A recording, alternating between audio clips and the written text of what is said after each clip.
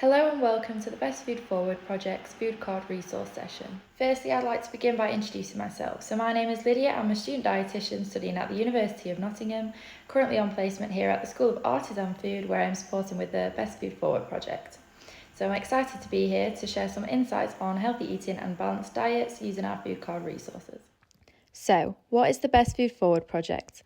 The Best Food Forward project aims to empower individuals to make more informed food choices by combining knowledge and practical skills. Our project focuses on teaching secondary school students and healthcare professionals about balanced diets through hands-on cooking lessons and evidence-based information. In our project, participants learn about sustainability, the origins of food, its taste, and how to prepare and cook it. This well-rounded approach helps us build a strong foundation for making more informed food choices. We hope that the excitement and knowledge gained from the Best Food Forward project benefits not only participants but also their families and the wider community, where we aim to create a ripple effect of informed eating habits and better nutrition for everyone involved. So, you might be wondering, what is the need for this education? We believe there are several reasons why this education is essential. Some of the key reasons include rising obesity rates. We want to help address the prevalence of obesity amongst young people. Nutrient deficiencies, where we want to help combat the lack of nutrients within many diets. The limited access to nutrition education, we want to provide this essential information that is often missed. Health inequalities, where we want to reduce the disparities in health outcomes amongst different population groups. And poor dietary habits, where we want to promote healthier dietary patterns and behaviours amongst all. Let's explore some of the key statistics that highlight why this education is so urgently needed. Firstly, it's alarming to note that 1/3 of children aged 2 to 15 in the UK are classified as obese. This is a significant public health concern as obesity is linked to poor health outcomes in later life, including heart disease and diabetes. In addition to this, 30% of 11 to 18-year-olds have an iron intake below the lower reference nutrient intake. This means nearly 1/3 are not meeting the minimum recommended level of iron, which is essential for overall health.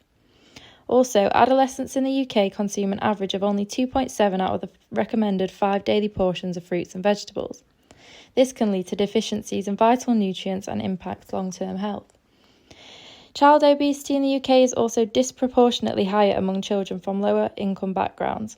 This indicates that socio-economic factors play a significant role in dietary choices and access to nutritious foods, emphasising the need for targeted nutrition education and interventions. So, as I mentioned previously, we are currently working within Nottinghamshire. So why is this? Well, from the map you can see Bassett Law and surrounding areas are highly affected by deprivation. The pin on the map represents the lower super output areas in Nottinghamshire most affected by deprivation, where it is sitting in the top 5% in the country. By focusing on these areas, we hope to address health disparities as often individuals from deprived areas face higher rates of health issues.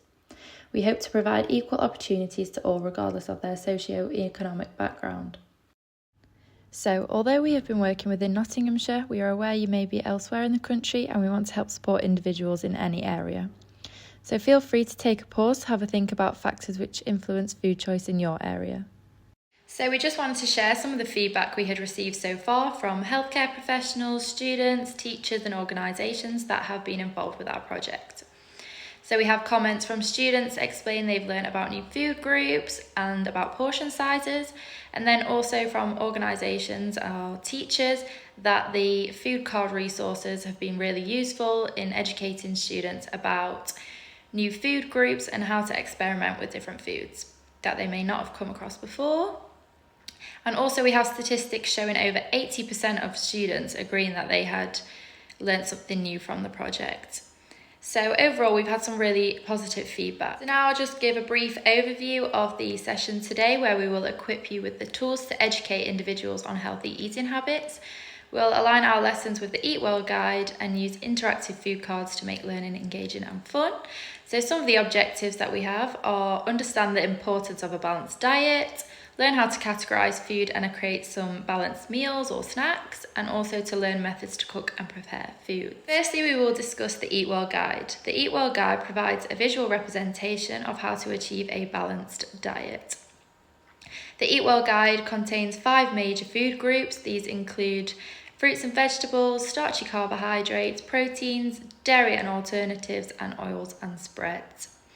Understanding and adhering to the Eatwell guide is crucial for achieving a balanced diet, and it helps us ensure that we consume the right proportions of each food group, providing the necessary nutrients for overall well-being and positive health outcomes. So the first section that I'll be introducing is the green fruits and vegetables section of the Eatwell guide. This is one of the largest sections, and this represents the amount of foods from this group that we should have on a plate to be balanced. Fruits and vegetables are high in essential vitamins and minerals such as folate, potassium and vitamin C, which help our body function effectively.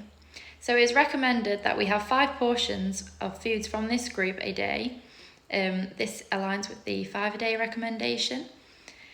While it's beneficial to incorporate foods from this group within our diet, it's important to be mindful of certain foods such as fruit juices and smoothies, which may be processed and contain a lot of sugar. However, our aim is not to restrict any specific foods, but rather to encourage choices that make a balanced diet. So this slide provides a visual representation of what a portion size should look like. Often we hear about recommendations in grams, but it may be difficult for individuals to understand what they should actually look like on a day-to-day basis. So this might be quite a useful tool when discussing portions and the 5-a-day recommendations. For instance, individuals may believe 3 or 4 raspberries are counting as one portion, however, it is not making up a full portion itself. So now we have a recap fruits and vegetables quiz on this section of the Eatwell guide, which you may want to use or adapt with participants to consolidate any knowledge and also go over any areas that may have been misunderstood. So the next section of the Eatwell guide that we will be discussing is the starchy carbohydrates section. As you can see, this section is yellow and is also one of the largest sections of the Eatwell guide. So what is the importance of carbohydrates? Carbohydrates are a key macronutrient that provide our body with a major source of energy. They are also often a good source of fibre, specifically whole grains, as they help with our digestive system and also may keep us fuller for longer. And as you can also see, they make up over 1/3 of the plate, which we should base our meals off. So some examples of whole grains include brown rice and oats, where the whole grain is retained and therefore they are higher in antioxidants, fibre, vitamins and minerals. So as I mentioned, they help our digestive system and also they help stabilise our blood glucose levels. So again, we have another end of section recap quiz on the starchy carbohydrates, which you may want to use or adapt to consolidate individuals' learning so far. And also it may help highlight some of the carbohydrates individuals are already having on their day-to-day basis. So now we'll move on to the protein section of the Eatwell guide. This section is pink and it is slightly smaller than the other 2 sections that we have discussed so far. Proteins have many important functions, including muscle repair, growth, and the production of hormones and enzymes. So the Eatwell guide also emphasises the importance of including a variety of protein sources within our diet. Some examples include meat, fish, eggs, nuts, beans, and pulses. And they are also typically high in other nutrients such as vitamin B12, iron, and also omega-3 fatty acids. So when discussing the protein section of the Eatwell guide, you may want to highlight some of the key points, including we should try and aim for 2 to 3 portions of foods from this group a day, and up to 2 portions of fish a week, one being oily fish such as salmon, as these contain a high amount of omega-3 fatty acids. It may also be important to highlight the vegan and vegetarian options such as beans, pulses and lentils. And then to end this section of the Eatwell guide, we have an example quiz that you may want to use or adapt again to consolidate learners' knowledge. So now we'll move on to the dairy and alternative section of the Eatwell guide. This section is blue and it includes foods such as cheeses, yogurts and milk, which are all high in the nutrient calcium. Calcium is essential for maintaining healthy teeth and bones. Other products that it includes are plant-based products such as soya milk. However, it's important that we check that these products are fortified with calcium. The Eatwell guide also emphasises the importance of opting for lower fat options where possible, which contain the same amount of nutrients but are lower in calories and saturated fat. And again, we have some example questions you may want to use after finishing this section. So finally, let's discuss the oils and spreads section of the Eatwell guide. This section focuses on the types and amounts of fats we should include in our diet. As you can see, this is the smallest section of the Eatwell guide, as they are encouraged to be used in small quantities. Unsaturated fats includes oils and spreads such as vegetable, rapeseed, olive and sunflower oils. Saturated fats include butter, lard or ghee. It is encouraged to opt for unsaturated fats where possible, as they can help lower cholesterol levels. And then to end this section of the Eatwell guide, we have an example quiz that you may want to use or adapt again to consolidate learners' knowledge.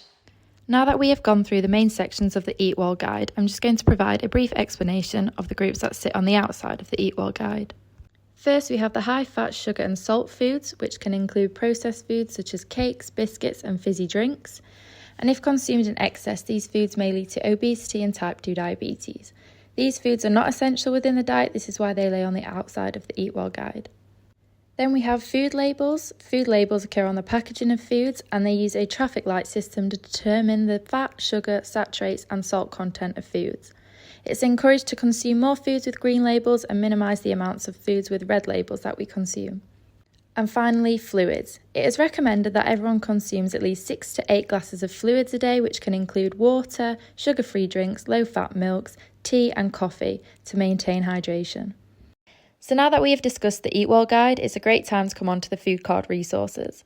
So they have been designed in line with the Eatwell guide, where each colour matches the section of the Eatwell guide it fits with. For example, strawberries, which are a fruit, lay in the fruits and vegetables section, which is green. So in a pack of cards, there is 60 in total, 58 of the food items and 2 with additional information. This includes what the food cards are and how you may be able to use them. So on the front, you can see there is a photo of the food and also its name. And then on the back of the cards, there's information about the nutrition, how to prepare them, how to cook them, and what the food goes well with. This is extremely beneficial for those individuals who may not have come across a certain food before and they want to know how they can use it or a bit more about it. So why food cards? As we understand, most people have probably come across the Eatwell guide but don't necessarily know how to put this into practice. And also, there is a lot of misconceptions through the media around what makes a balanced diet. So we've created the food card to provide evidence-based knowledge that aligns with the Eatwell guide and recommended portion sizes. These cards have been designed to improve food recognition and nutrition knowledge. They also use imagery and language that is aimed to be accessible to people of varying literacy levels. Our food cards support educational programs by developing participants' food literacy. And the packs feature a mixture of less familiar and familiar foods to broaden awareness and encourage balanced diet. So we believe that the food cards are a great tool that can be used in multiple ways to suit individuals' needs. So you might be thinking, how can we use the food cards? In the next few slides, I'm going to demonstrate a few activities that you can use or get some ideas from. So one example of an activity that you can do with the food cards is the unfamiliar food card game, where you can ask individuals in groups or pairs to sort through the food cards and pick out any they are unfamiliar with. Once they have done so, they can use the back of the food cards to find out more about this ingredient, including how to prepare it and some meal ideas. With this, they can then decide to make a meal out of this ingredient using the tips on the back of the card and thinking about what makes a balanced meal. This is a great activity for individuals to familiarise themselves with new foods that they may not have come across before. For example, in the image shown on this slide, you can see that courgettes can be used in multiple different meals, including risottos and stir fries. So for this activity, the individual has been encouraged to make a breakfast, lunch and dinner, obviously depending on how much time you have. So thinking about the Eatwell guide and the different coloured sections to make a balanced meal choice. So he decided to make a cereal with banana and milk for breakfast, a chicken sandwich for lunch, and then for dinner, beef with some vegetables and potatoes. So this next activity is the snack swap activity. So here you can see some images of snacks that lay within the high fat, salt and sugar groups, which typically have a low nutritional value. So we don't want to demonise any foods, we just want to encourage more balanced choices with higher nutritional value. So it's not to say that we can never have these foods, it's more about using the knowledge learnt from the Eatwell guide and the food card resources to think of some alternatives. So now that we've talked through a few activities, can you think of any more ideas? For further ideas, you may want to have a look at the How to Use card, which features in the food card resources. There is also more examples on our social media pages of how you can use the food cards, which you can access via the links on this slide. So in summary, hopefully today you've learned the importance of a balanced diet and understood the key components and health benefits. Hopefully you've learnt some ways of using the food cards to categorise food and create some balanced meals and snacks. So thank you for listening, and do feel free to contact us with any questions you may have via the email linked below.